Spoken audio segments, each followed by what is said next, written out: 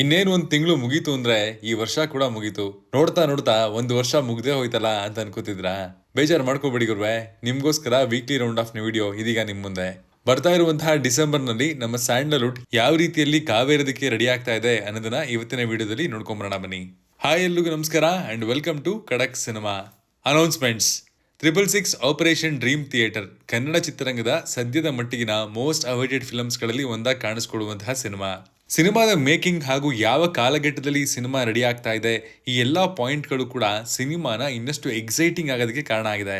ಶಿವಣ್ಣ ಹಾಗೂ ಡಾಲಿ ಧನಂಜಯ್ ರವರ star power ಕೂಡ ಸಿನಿಮಾಗೆ ಮತ್ತೊಂದು ಪ್ಲಸ್ ಪಾಯಿಂಟ್. ಇವರಿಬ್ಬರ ವಿಂಟೇಜ್ ಲುಕ್ಕು ಈಗಾಗಲೇ ಫ್ಯಾನ್ಸ್ಗಳ ನಿರೀಕ್ಷೆಯನ್ನ ಇನ್ನಷ್ಟು ಹೆಚ್ಚು ಮಾಡಿದೆ.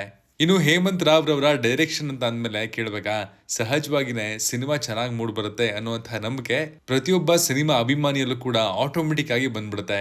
ಚರಣ್ ರಾಜ್ ಅವರ ಮ್ಯೂಸಿಕ್ ಜೊತೆಗೆ ಈ ಕಾಂಬಿನೇಷನ್ ಚೆರಿ ಆನ್ ಕೇಕ್ ರೀತಿಯಲ್ಲಿ ಪರ್ಫೆಕ್ಟ್ ಆಗಿ ಕಾಣಿಸ್ಕೊಳುತ್ತೆ. ಲೇಟೆಸ್ಟ್ ಅನೌನ್ಸ್ಮೆಂಟ್ ಪ್ರಕಾರ ಸಿನಿಮಾದ ನಾಯಕಿಯಾಗಿ ಪ್ರಿಯಾಂಕಾ ಮೋಹನ್ ಕಾಣಿಸ್ಕೊಳ್ತಾ ಇದ್ದಾರೆ. ಅವರ ಅಧಿಕೃತ ಲುಕ್ಕು ಇನ್ನೂ ಹೊರಬಂದಿಲ್ಲ. ಸಿನಿಮಾದ ಶೂಟಿಂಗ್ ವೇಗವಾಗಿ ಸಾಗಿ ಬರ್ತಾ ಇದೆ. ಶಿವಣ್ಣ ಹಾಗೂ ಡಾಲಿ ಧನಂಜಯ್ ಕಾಂಬಿನೇಷನ್ ಯಾವಾಗ್ಲೂ ಸೂಪರ್ ಹಿಟ್ ಅಂತಾನೆ ಅಭಿಮಾನಿಗಳಲ್ಲಿ ಒಂದು ಅನ್ರಿಟನ್ ರೂಲ್ ರೀತಿಯಲ್ಲಿ ಕಂಡು ಬರುತ್ತೆ. 666 ಆಪರೇಷನ್ ಡ್ರೀಮ್ ಥಿಯೇಟರ್ ಕೂಡ ಅದೇ ಪಾಸ್ ಮಾರ್ಕ್ಸ್ ಅನ್ನ ಪಡ್ಕೊಳ್ಳುತ್ತಾ ಇಲ್ವಾ ಅನ್ನೋದನ್ನ ಕಾದ್ ನೋಡ್ಬೇಕಾಗಿದೆ. ಚಾಲೆಂಜಿಂಗ್ ಸ್ಟಾರ್ ದರ್ಶನ್ ರವರ ದಿ ಡೆವಿಲ್ ಸಿನಿಮಾ ಎಲ್ಲ ಅನ್ಕೊಂಡಂತೆ ಆಗಿದ್ರೆ ಡಿಸೆಂಬರ್ 12ಕ್ಕೆ ರಿಲೀಸ್ ಆಗಬೇಕಿತ್ತು. ಆದ್ರೆ ಫಿಲಂ ಟೀಮು ಲೇಟೆಸ್ಟ್ ಆಗಿ ಅನೌನ್ಸ್ಮೆಂಟ್ ಮಾಡಿರುವಂತಹ ಮಾಹಿತಿಯ ಪ್ರಕಾರ ಸಿನಿಮಾ ಒಂದು ದಿನ ಮುಂಚೆ ಅಂದ್ರೆ ಡಿಸೆಂಬರ್ 11ಕ್ಕೆ ರಿಲೀಸ್ ಆಗ್ತಾ ಇದೆ. ಈಗಾಗಲೇ ಸಿನಿಮಾದ ಹಾಡುಗಳು ಅಭಿಮಾನಿಗಳಲ್ಲಿ ಮಿಶ್ರ ಪ್ರತಿಕ್ರಿಯೆಯನ್ನ ಪಡ್ಕೊಂಡಿದೆ. ಸಿನಿಮಾದಲ್ಲಿ ಬೇರೆ ಭಾಷೆಯ ದೊಡ್ಡ ಮಟ್ಟದ ಕಲಾವಿದರು ಕೂಡ ಇದ್ದಾರೆ ಅನ್ನೋದು ತಿಳಿದು ಬಂದಿದ್ದು, ಸಡನ್ ಆಗಿ ಸಿನಿಮಾದ ರಿಲೀಸ್ ಡೇಟ್ ಅನ್ನ ಯಾಕೆ ಚೇಂಜ್ ಮಾಡಿದ್ರು ಅನ್ನುವಂತಹ ಕುತೂಹಲ ಕೂಡ ಹೆಚ್ಚಾಗಿದೆ. ಅದೇನೇ ಇರ್ಲಿ, ಅಭಿಮಾನಿಗಳಂತೂ ಒಂದು ದಿನ ಮುಂಚೆನೆ ನಮ್ಮ ಬಾಸ್ನ ದೊಡ್ಡ ಪರ್ದೆ ಮೇಲೆ ನೋಡಬಹುದಲ್ಲ ಅಂತ ಖುಷಿಯಾಗಿದ್ದಾರೆ. ಚಾಲೆಂಜಿಂಗ್ ಸ್ಟಾರ್ ದರ್ಶನ್ ಅವರ ಕಂಬ್ಯಾಕ್ ಸಿನಿಮಾ ಅನ್ನುವಂತಹ ರೀತಿಯಲ್ಲಿ ಡೆವಿಲ್ ಪೋರ್ಟ್ರೇ ಆಗ್ತಾ ಇದೆ.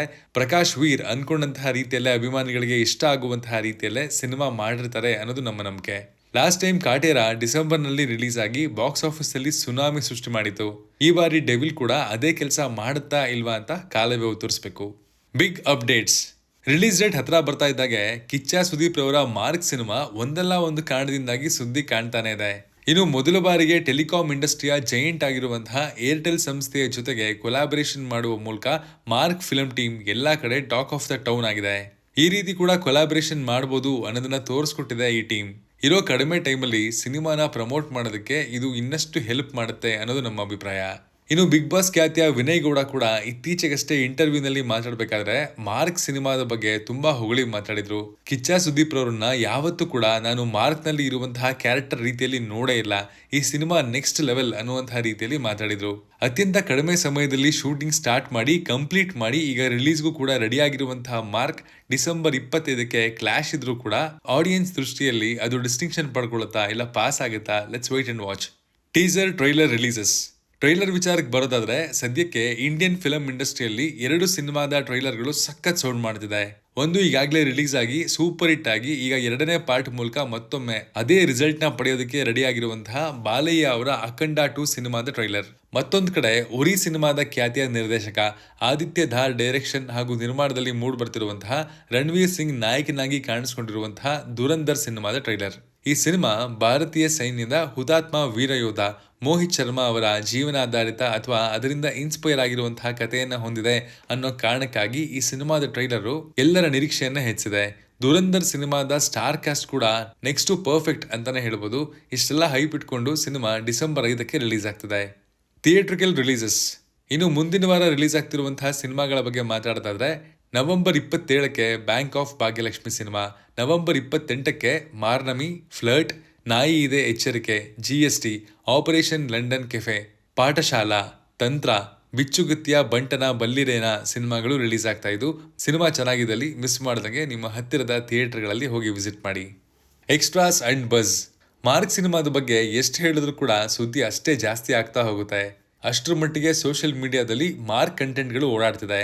ಮಲಯಾಳಂನ ಬಹುಭಾಷಾ ಕಲಾವಿದ ಆಗಿರುವಂತಹ ಶೈನ್ ಟಾಮ್ ಚಾಕೋ ಮಾರ್ಕ್ ಸಿನಿಮಾದಲ್ಲಿ ಸುದೀಪ್ ರವರ ಜೊತೆಗೆ ಆಕ್ಟ್ ಮಾಡ್ತಾ ಇದ್ದಾರೆ ಅನ್ನುವಂತಹ ಸುದ್ದಿ ಈಗ ವೈರಲ್ ಆಗ್ತಿದೆ.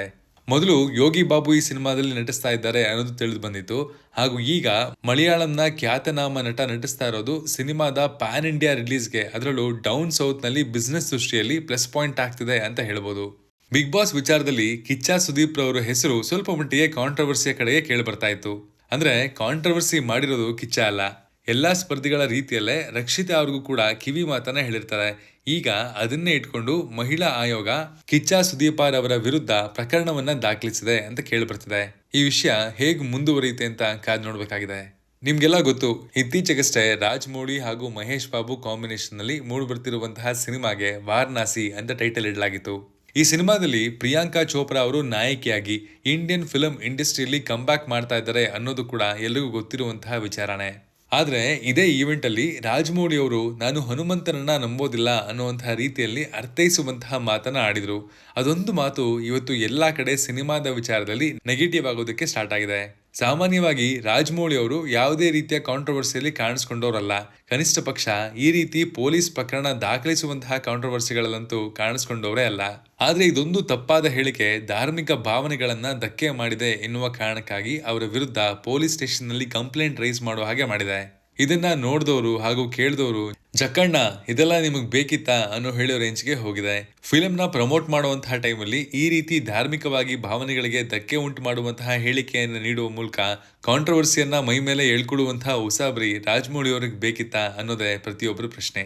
ಬಾಲಿವುಡ್ ನ ವೆಬ್ ಸೀರೀಸ್ ಗಳಲ್ಲಿ ಟಾಪ್ ಪ್ಲೇಸ್ ಪಡ್ಕೊಳ್ಳುವಂತಹ ಫ್ಯಾಮಿಲಿ ಮ್ಯಾನ್ ವೆಬ್ ಸೀರೀಸ್ 3ನೇ ಆವೃತ್ತಿ ರಿಲೀಸ್ ಆಗಿದೆ. ಈ ಬಾರಿ ಕೂಡ ಶ್ರೀಕಾಂತ್ ತಿವಾರಿಯಾಗಿ ಮನೋಜ್ ಬಾಜ್ಪೇಯಿ ಸಖತ್ ಮೋಡಿ ಮಾಡಿದ್ದಾರೆ ಅಂತ ಹೇಳ್ಬೋದು. ಸ್ಟೋರಿ ಕೂಡ ಸಾಕಷ್ಟು ಇಂಟ್ರೆಸ್ಟಿಂಗ್ ಆಗಿದ್ದು ಸೋಷಿಯಲ್ ಮೀಡಿಯಾದಲ್ಲಿ ವೆಬ್ ಸೀರೀಸ್ ಅನ್ನ ನೋಡಿದವರು ಮಿಶ್ರ ಪ್ರತಿಕ್ರಿಯೆಯನ್ನ ವ್ಯಕ್ತಪಡಿಸ್ತಾ ಇದ್ದಾರೆ. ಇದ್ರ ಬಗ್ಗೆ ನಾವು ಎಕ್ಸ್ಕ್ಲೂಸಿವ್ ರಿವ್ಯೂ ಅನ್ನ ಕೂಡ ಮಾಡಿದ್ವಿ, ನೋಡಿಲ್ಲ ಅಂದ್ರೆ ಮಿಸ್ ಮಾಡಿದೆ ನೋಡಿ. ಇನ್ನು ಸ್ಪೆಷಲ್ ಅನ್ನೋ ರೀತಿಯಲ್ಲಿ ವಿಜಯ್ ಸೇತುಪತಿ ಅವರ ಮೈಕಲ್ ಪಾತ್ರದ ಎಂಟ್ರಿ ಕೂಡ ವೆಬ್ ಸೀರೀಸ್ ನೋಡೋದಕ್ಕೆ ಇನ್ನಷ್ಟು ಇಂಟ್ರೆಸ್ಟಿಂಗ್ ಆಗಿರೋ ಹಾಗೆ ಮಾಡಿದೆ. ಎರಡು ವೆಬ್ ಸೀರೀಸ್ಗಳು ಒಂದೇ ಯೂನಿವರ್ಸ್ ನ ಭಾಗ ಆಗಿರೋದ್ರಿಂದ ಇದು ಎಕ್ಸೈಟೆಡ್ ಆಗಿತ್ತು. ಒಂದ್ ವೇಳೆ ನೀವು ಫ್ಯಾಮಿಲಿ ಮ್ಯಾನ್ ವೆಬ್ ಸೀರೀಸ್ ಅನ್ನ ನೋಡಿದ್ರೆ ನಿಮ್ಗೆ ಹೇಗೆ ಅನಿಸ್ತು ಅನ್ನೋದನ್ನ ಕಮೆಂಟ್ ಮಾಡಿ. ಇನ್ನು ಕೊನೆಯದಾಗಿ ತಲಪತಿ ವಿಜಯ್ ರವರ ಕೊನೆಯ ಸಿನಿಮಾ ಅಂತ ಹೇಳಲಾಗ್ತಿರುವಂತಹ KVN ಪ್ರೊಡಕ್ಷನ್ ನಿರ್ಮಾಣದ ಜನನಾಯಕನ್ ಸಿನಿಮಾದ ಬಗ್ಗೆ ಕೆಲವೊಂದು ಇಂಟ್ರೆಸ್ಟಿಂಗ್ ಮಾಹಿತಿಗಳು ಕೇಳಿ ಬರ್ತಾ ಇದೆ. ಮೊದಲನೇದಾಗಿ ಇಡೀ ಭಾರತೀಯ ಚಿತ್ರರಂಗದಲ್ಲಿ ಅತ್ಯಂತ ಹೆಚ್ಚು ಎಂದು ಹೇಳಲಾಗ್ತಿರುವಂತಹ ಭರ್ಜರಿ 275 ಕೋಟಿ ರೂಪಾಯಿಗಳ ಸಂಭಾವನೆಯನ್ನ ತಲಪತಿ ವಿಜಯ್ ಅವರು ಈ ಸಿನಿಮಾಗಾಗಿ ಪಡ್ಕೊಳ್ತಾ ಇದ್ದಾರೆ ಅನ್ನುವಂತಹ ಮಾತು. ಇದಾಗ್ಲೇ KVN ಪ್ರೊಡಕ್ಷನ್ ಸಂಸ್ಥೆ 150 ಕೋಟಿ ರೂಪಾಯಿಗಳ ಅಡ್ವಾನ್ಸ್ ಹಣವನ್ನ ವಿಜಯ್ ಅವರಿಗೆ ಕೊಟ್ಟಾಗಿದೆಯಂತೆ. ಡಬ್ಬಿಂಗ್ ಪೂರ್ತಿ ಆದ ನಂತರ ಉಳಿದ ಹಣವನ್ನ ಕೂಡ KVN ಪ್ರೊಡಕ್ಷನ್ ಸಂಸ್ಥೆ ವಿಜಯ್ ಅವರಿಗೆ ಕೊಡೋದಕ್ಕೆ ಸಿದ್ಧವಾಗಿದೆ. ತಮಿಳು ಚಿತ್ರರಂಗದಲ್ಲಿ ಇದುವರೆಗೂ ಕೂಡ ಯಾವುದೇ ಕಲಾವಿದನಿಗೆ ಇಷ್ಟೊಂದು ಹಣವನ್ನ ಸಂಭಾವನೆಯ ರೂಪದಲ್ಲಿ ಕೊಟ್ಟಿಲ್ಲ. ಭಾರತೀಯ ಚಿತ್ರರಂಗದಲ್ಲಿ ಕೂಡ ಕೇವಲ ಸಂಭಾವನೆಯ ರೂಪದಲ್ಲಿ ಇಷ್ಟೊಂದು ಹಣವನ್ನ ನೇರವಾಗಿ ಪಡ್ಕೊಂಡಿರುವಂತಹ ಮತ್ತೊಬ್ಬ ಸೂಪರ್ ಸ್ಟಾರ್ ನಟ ಕೂಡ ಇಲ್ಲ ಅಂತ ಅಂದ್ರೂ ಕೂಡ ತಪ್ಪಾಗಲ್ಲ. ಬಿಸ್ನೆಸ್ ದೃಷ್ಟಿಯಲ್ಲಿ ಇಷ್ಟೊಂದೆಲ್ಲ ಸದ್ ಮಾಡ್ತಿರುವಂತಹ ಜನನಾಯಕನ್ ಸಿನಿಮಾ ಬಾಕ್ಸ್ ಆಫೀಸ್ ಅಲ್ಲೂ ಕೂಡ ಇದೇ ಇಂಪ್ಯಾಕ್ಟ್ ಅನ್ನ ಸೃಷ್ಟಿ ಮಾಡುತ್ತಾ ಇಲ್ವಾ ಅನ್ನೋದನ್ನ ಕಾದ್ ನೋಡ್ಬೇಕಾಗಿದೆ. ಯಾಕಂದ್ರೆ ಇದುವರೆಗೂ ಕಾಲಿವುಡ್ 1000 ಕೋಟಿ ರೂಪಾಯಿ ಕಲೆಕ್ಷನ್ ಮಾಡಿರುವಂತಹ ಯಾವುದೇ ಸಿನಿಮಾಗಳನ್ನ ನೀಡಿಲ್ಲ. ಒಂದು ವೇಳೆ ಈ ಸಿನಿಮಾ 1000 ಕೋಟಿ ರೂಪಾಯಿ ಕಲೆಕ್ಷನ್ ಮಾಡಿಲ್ಲ ಅಂತ ಅಂದ್ರೆ ಬ್ರೇಕ್ ಈವನ್ ಮಾಡೋದಕ್ಕೆ ಸಾಧ್ಯ ಆಗಲ್ಲ. ಹೀಗಾಗಿ ಈ ಚಾಲೆಂಜು ತಲಪತಿ ವಿಜಯ್ ಅವರ ಮುಂದಿದೆ. ಲೆಟ್ಸ್ ಸಿ ಏನಾಗುತ್ತೆ ಅಂತ. ಈ ವಾರದ ವೀಕ್ಲಿ ರೌಂಡ್ ಆಫ್ ಚಟ್ಪಟ ಅಂತ ಮುಗಿದೋಯ್ತು. ಮತ್ತಷ್ಟು ಸುದ್ದಿಗಳನ್ನ ಹೊತ್ತು ಮತ್ತೆ ಮುಂದಿನ ವಾರ ಸಿಗ್ತೀನಿ. ನಿಮ್ಗೆ ಈ ಸುದ್ದಿಗಳಲ್ಲಿ ಯಾವ್ದು ತುಂಬಾ ಇಷ್ಟ ಆಯ್ತು ಅಂಡ್ ಯಾವ್ದು ನಿಮ್ಮನ್ನ ಎಕ್ಸೈಟ್ ಮಾಡ್ತು ಅನ್ನೋದನ್ನ ಕಮೆಂಟ್ ಮಾಡಿ ತಿಳಿಸಿ. Signing off, Manu.